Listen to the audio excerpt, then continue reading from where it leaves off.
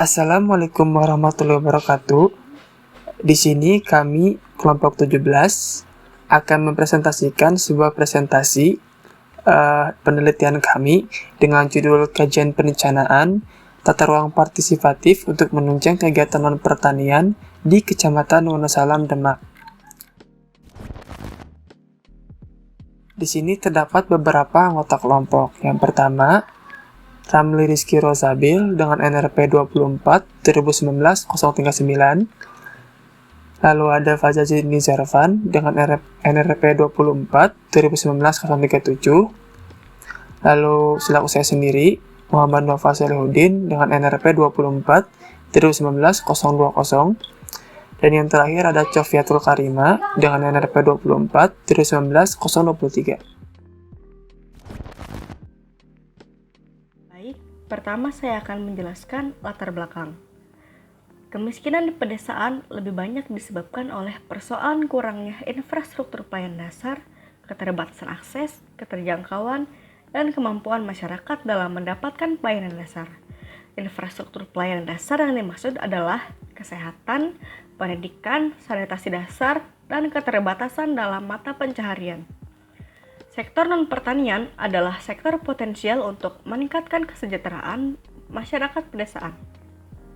Sektor non-pertanian pedesaan seperti industri kecil skala rumah tangga, maka dapat menyerap tenaga kerja pedesaan dengan jumlah yang lebih banyak sehingga dapat mengurangi ketertarikan bagi penduduk desa untuk mencari pekerjaan di kota. Usaha non-pertanian pedesaan biasanya berskala kecil atau kurang dari 50 karyawan, dan sering beroperasi di sektor ekonomi informal. Oleh karena itu, sangat penting untuk melakukan kegiatan non-farm bagi pedesaan untuk mengentaskan kemiskinan. Perencanaan partisipatif memberikan peluang yang lebih besar untuk terciptanya pemanfaatan ruang yang terpadu dan sinergis.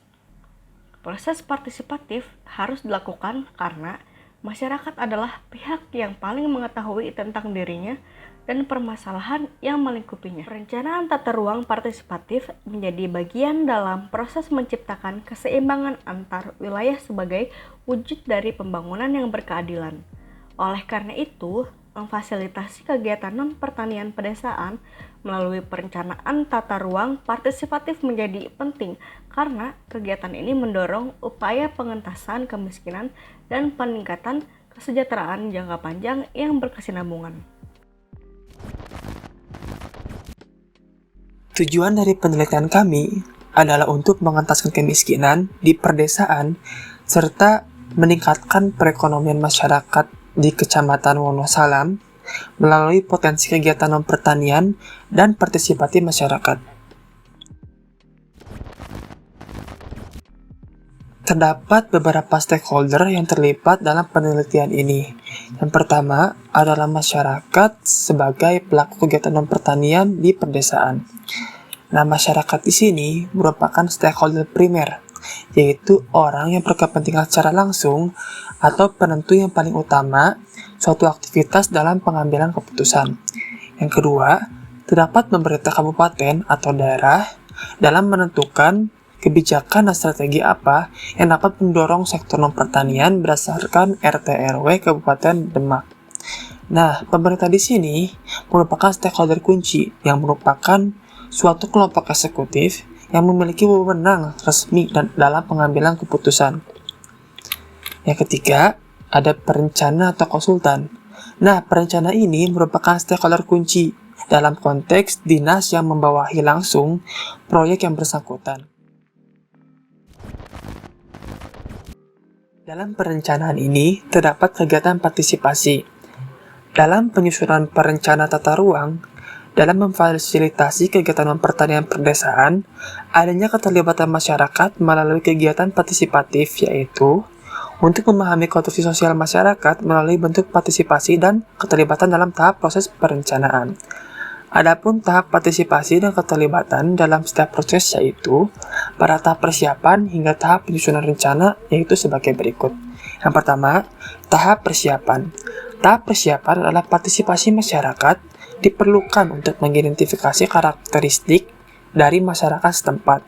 Yang kedua, tahap penelitian. Tahap penelitian adalah partisipasi masyarakat memberikan gambaran mengenai apa yang menjadi keinginan dari masyarakat dalam mengembangkan kegiatan non-pertanian. Yang ketiga, tahap analisis. Tahap analisis adalah partisipasi masyarakat akan memberikan informasi kemajuan dari proses perencanaan. Yang terakhir, itu yang keempat, tahap penyusunan rencana. Tahap penyusunan rencana dengan perlibatan masyarakat dengan pemangku kepentingan, maka aspirasi masyarakat akan terakomodasi dalam perencanaan tata ruang terkait perencanaan pengembangan kegiatan pertanian perdesaan. Baik, selanjutnya yaitu mengenai identifikasi pendekatan atau metode yang digunakan dalam kajian perencanaan tata ruang partisipatif untuk menunjang kegiatan non-pertanian di Kecamatan Wonosalam, Demak. Metode yang digunakan adalah Community Action Planning atau CAP, di mana masyarakat dilibatkan dalam proses perencanaan dalam suatu workshop pada komunitas yang aktif dan intensif. Metode yang digunakan antara lain dalam partisipasi proses perencanaan seperti berikut. Yang pertama, pada tahap persiapan. Pada tahap persiapan, masyarakat Kecamatan Wonosalam dilibatkan secara langsung karena memang masyarakat itu mengetahui kondisi dan informasi existing wilayah dan terlibat langsung dalam kegiatan yang mereka jalani. Jadi, masyarakat itu dilibat secara langsung untuk memberikan informasi mengenai bagaimana karakteristik masyarakat di wilayahnya. Yang kedua, pada tahap penelitian atau survei. Pada tahap ini, masyarakat dilibatkan sebagai perwakilan dari jenis-jenis pelaku usaha yang mengerti kondisi permasalahan yang mereka hadapi. Selain itu, pihak-pihak lain yang dilibatkan yakni tokoh masyarakat dan perencana atau konsultan. Pada tahap ini, memang keterlibatan masyarakat dalam memberikan masukan atau informasi mengenai potensi dan masalah terkait pengembangan kegiatan pertanian yang terdapat di wilayah mereka. Lalu, yang ketiga, ada tahap analisis. Pada tahap ini, masyarakat dilibatkan dalam memberikan usulan dan masukan terhadap hasil analisis sebelum nantinya akan dilanjutkan dalam tahap penyusunan rencana.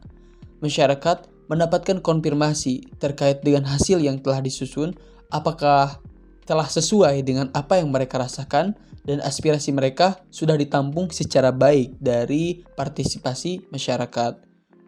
Tentunya, pada tahap ini, yakni masyarakat memberikan usulan terhadap hasil analisis sebelum nantinya akan dilanjutkan dalam tahapan penyusunan rencana. Pada tahap terakhir, yaitu ada tahap penyusunan rencana. Pada tahap ini, masyarakat berpartisipasi dalam pemberian masukan terkait rencana yang akan diarahkan dalam mengembangkan kegiatan pertanian. Bahkan, masyarakat sudah mengerti tentang kebijakan rencana tata ruang yang telah berlaku dari tahun sebelumnya. Pada tahap terakhir ini, partisipasi masyarakat memang dilakukan pada kegiatan seminar draft rencana, yaitu diskusi bersama dengan pihak-pihak terkait, yakni pihak pemangku kepentingan, masyarakat, perencana atau konsultan, serta juga akademisi, sehingga metode yang digunakan pada jurnal kajian perencanaan tata ruang partisipatif ini bisa dikategorikan atau bisa dikatakan menggunakan metode Community Action Planning atau CAP. Pada tahap selanjutnya, yaitu adanya identifikasi kekurangan dan kelebihan dari pendekatan Community Action Planning atau CAP. Nah, kegiatan Community Action Planning ini terdapat kelebihan dan kekurangan di dalam penyajiannya. Kelebihan dalam memfasilitasi kegiatan non-pertanian pedesaan di Kecamatan Wonosalam, Demak adalah sebagai berikut. Yang pertama, melihat dari kelebihannya menggunakan metode pendekatan CAP pada wilayah kajian. Yang pertama, memang fasilitator itu cukup aktif sehingga dapat menstimulus warga ikut berpartisipasi aktif dalam pertemuan tersebut. Yang kedua, melihat suasana hangat menyelimuti pertemuan yang dilangsungkan di salah satu kantor Kecamatan Wonosalam sehingga tidak ada ketegangan atau rasa malu dalam menyampaikan pendapat. Yang ketiga, warga pedesaan Kecamatan Wonosalam itu cukup memahami penjelasan serta modal teknologi yang memang diberikan oleh fasilitator. Nah, dari adanya kelebihan ini, tentunya ada pun kekurangan dalam memfasilitasi kegiatan sektor pertanian pedesaan Kecamatan Wonosalam sebagai berikut.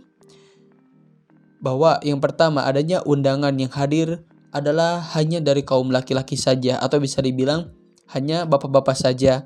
Perwakilan dari ibu-ibu atau perempuan itu memang tidak ada. Ini perlu diperhatikan, mengingat partisipasi perempuan atau ibu-ibu juga penting dalam pengambilan keputusan maupun analisis kebutuhan dan masalah.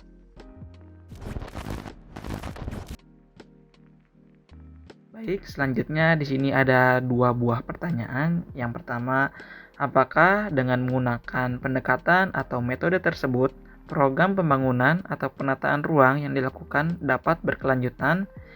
Nah, bisa dijawab di sini. Program pembangunan di Kecamatan Wonosalam ini dengan menggunakan teknik Community Action Planning atau yang bisa disebut dengan CAP bisa dikatakan berkelanjutan karena adanya peran monitoring dalam perencanaan tata ruang partisipatif di Kecamatan Wonosalam ini dengan melihat bagaimana implementasi dijalankannya program tersebut serta melihat manfaat apa yang diperoleh dari program pembangunan tersebut dalam menunjang kegiatan pertanian. Dengan demikian, pembangunan atau kegiatan sektor non-pertanian di Kecamatan Wonosalam dalam berkelanjutan. Karena dengan penggunaan metode ini, kita sebagai perencana bisa mengetahui lebih dekat dengan masyarakat terkait aspirasi dari mereka di wilayah kecamatan tersebut sehingga perencana dan masyarakat bisa berpartisipasi dengan baik pada saat melakukan proses perencanaan tata ruang partisipatif. Pertanyaan yang kedua, siapa yang berperan sebagai perencana dan apa peran perencana dalam kasus tersebut? Nah, di sini seorang perencana atau yang disebut dengan konsultan, yaitu suatu proses perencanaan teknokratik, perencanaan yang dilakukan oleh para perencana profesional. Peran perencana dalam kasus ini adalah mengkaji, menelaah, dan menganalisis permasalahan dan potensi yang ada di Kecamatan Wonosalam ini, khususnya di sektor non-pertanian dengan melihat dokumen RT RW sebelumnya sebagai acuan. Nah, melihat dari permasalahan itu, para perencana mengkaji masalah tersebut dan memberikan rekomendasi serta melibatkan masyarakat dalam proses perencanaannya. Sedangkan melihat dari sudut potensi Kecamatan Wonosalam, yaitu potensi sektor non-pertanian berupa industri, makanan, minuman, dan kerajinan yang berpotensi dan mengentaskan kemiskinan dan memajukan perekonomian di Kecamatan Wonosalam tersebut. Baik, lalu berikutnya terdapat sebuah job desk dari kelompok 17 ini seperti berikut dari masing-masing anggota kelompok yang sudah dikerjakan selama beberapa minggu terakhir.